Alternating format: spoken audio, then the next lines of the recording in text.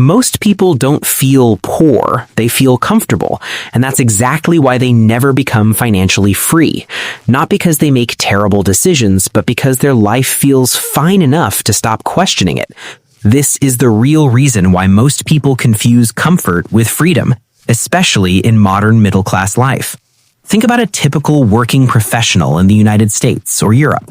Late 20s or early 30s, living in a decent city, earning what society calls a good salary, around $70,000 a year after tax. That's roughly $4,000 a month in real income. On paper, this person is doing well. In reality, their money is already gone before it even arrives. Rent or mortgage takes about $1,400. Car payment is around $450. Insurance, fuel, and maintenance add another $250. Student loans cost $300. Phone bills, subscriptions, and internet take $150. Groceries and basic spending are $500. Eating out, social life, and small shopping habits take another $400. That's $3,450 every month, leaving about $500 at best. And that usually disappears into random spending or gets labeled as savings that never really grow. Nothing about this lifestyle looks irresponsible. This is a socially approved version of success. Nice apartment, reliable car, regular social life, no major financial stress. This is what most people believe financial freedom looks like. But financially, this is not freedom at all. This is comfort with obligations. The hidden financial mistake isn't overspending. It's locking future income into fixed decisions. Every monthly payment feels small, but together they form a permanent structure. Once you commit to a certain rent level, a certain car standard, and a certain lifestyle identity, your income becomes pre-spent before it even arrives. You're no longer deciding how to use your money. You're maintaining past choices. This is why earning more rarely makes people feel wealthier, because comfort expands to absorb income.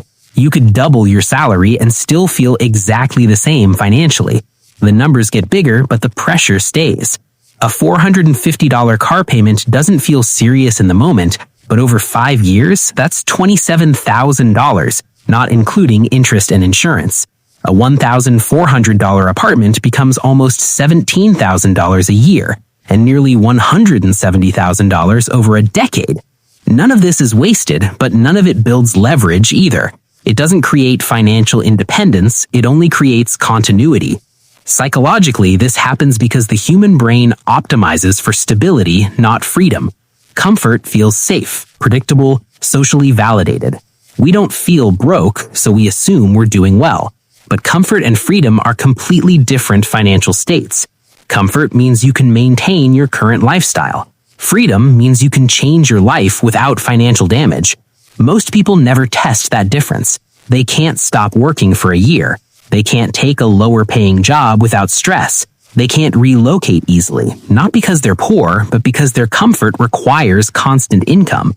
Their financial system has no slack. Over time, this creates a strange outcome. From the outside, everything looks successful. From the inside, life feels financially fragile.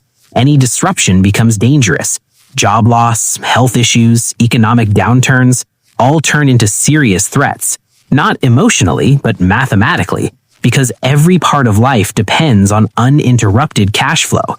Financially intelligent people don't live uncomfortable lives. They just define comfort differently.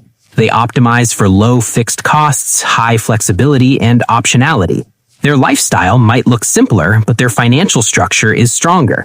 They care less about appearances and more about how easily they can change direction without panic.